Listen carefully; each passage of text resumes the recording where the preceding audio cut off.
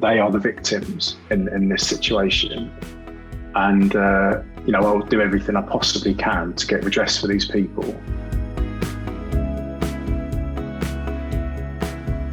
Yeah, recently, sort of on that note, we've seen the collapse of Football Index, which for anyone that doesn't know is a platform that basically advertises itself as a stock market for players, even though it's regulated by the Gambling Commission and not a financial or exchange commission.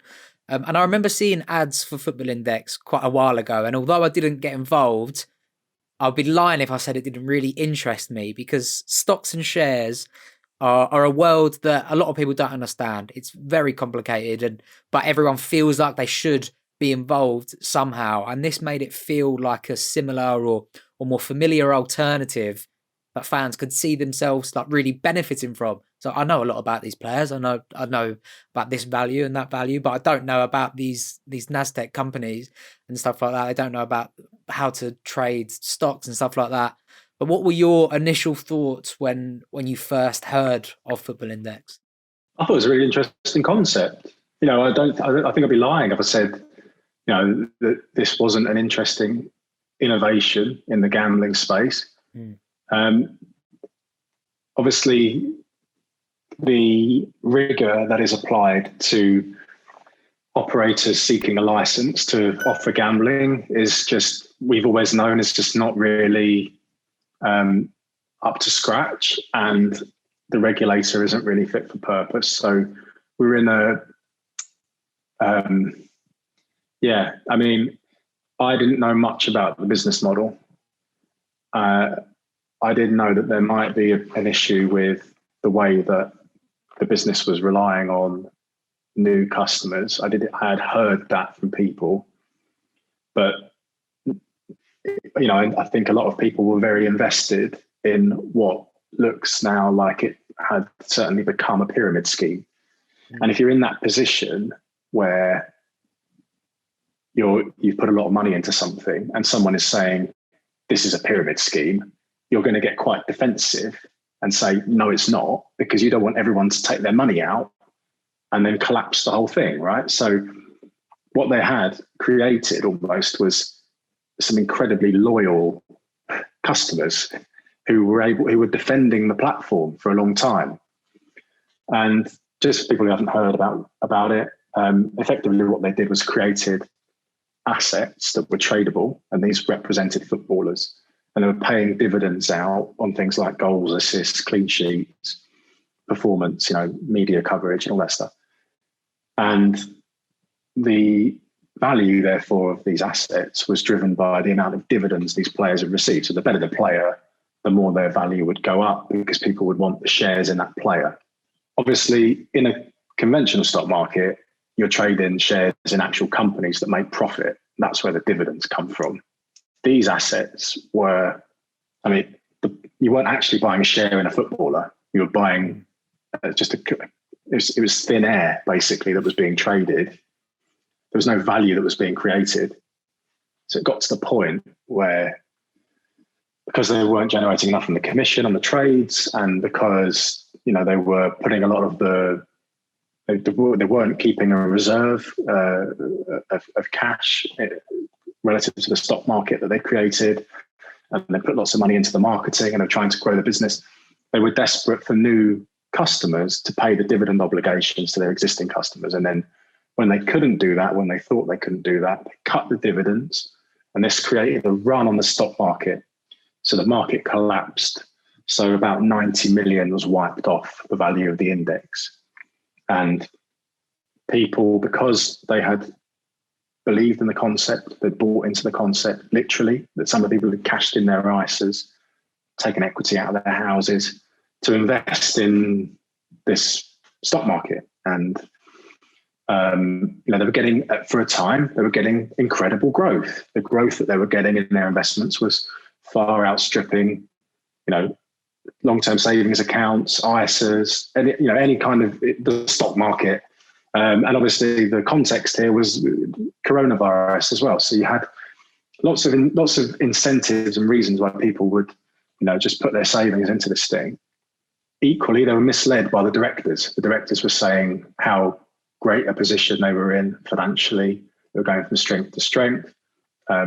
Big plans on the horizon, global expansion, deals with NASDAQ to enable better kind of technology that underpins the trading.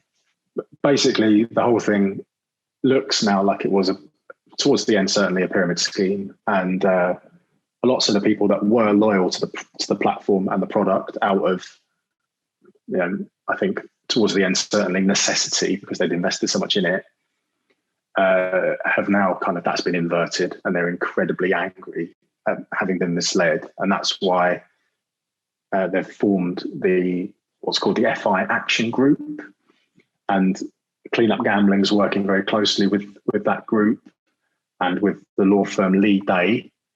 And we're investigating possible causes of action against the company, the directors, and maybe the Gambling Commission as well. Mm-hmm. For someone that isn't clued up maybe on like the regulations that should be in place, how did the Gambling Commission fail here? Well, firstly, they licensed the product they didn't fully understand. Right. I mean, that's the first mistake. When you have a legal and regulated betting market, you expect as a customer to have basic consumer protections upheld. So, in fact, if anything, it should be a higher standard of consumer protection.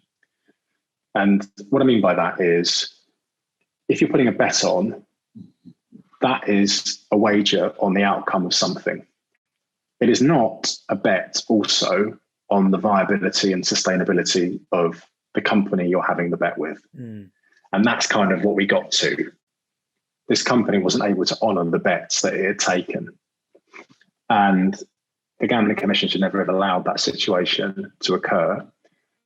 It shouldn't have licensed it in the first place if it thought the business model wasn't sustainable. It should have understood the business model. But it was alerted in January 2020 that this was a pyramid scheme. And it took them until May 2020 to start investigating. And during that investigation, which, as far as I'm aware, I don't know if it's concluded, but from that moment that they had their license, that they had the company investigated, they were signing deals with QPR, the sponsored QPR, like they signed the shirt sponsorship deal. They were doing things to encourage people to put more money into the platform. So that's, for me, where the Gambling Commission's failed. It knew that there might have been a problem with this product, this company. And instead of suspending the license, freezing the assets, working out what the hell's going on, they effectively enabled the propping up of this pyramid. And that was why a lot of people in the last few months have lost even more money, because they were given these reassurances by the directors. So yeah, they failed at multiple levels really, but I think it's just brought into sharp focus the not fit for purpose regulation and lack of an ombudsman. There's nowhere to go for consumer redress. So that's why we're working with Lee Day. Mm-hmm. Yeah. Yes. Like you mentioned there, you're working with customers that were affected by the collapse. How badly have some of them been affected? Oh, it's been devastating for a lot of people. I've spoken to a lot of people, not insignificant number of people who have lost tens of thousands in this. Some who have lost hundreds of thousands. And that's what we're talking about. That's how much these are very highly intelligent people. And I'm not saying that to cast aspersions on people who normally gamble or anything like that.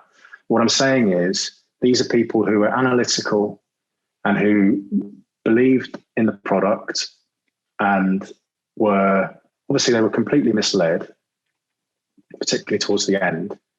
But they did their research and they felt like they understood it well enough. And they weren't having a punt. They felt like they were investing. And, if they bought shares in Jadon Sancho, and Jadon Sancho's value has collapsed, it's not because Jadon Sancho is now not a very good player. It's because the platform has not been run in a way that's sustainable, and that is not their fault. So what they did, I think that they are the victims in this situation, and I'll do everything I possibly can to get redress for these people. And there were tens of thousands of users of this site.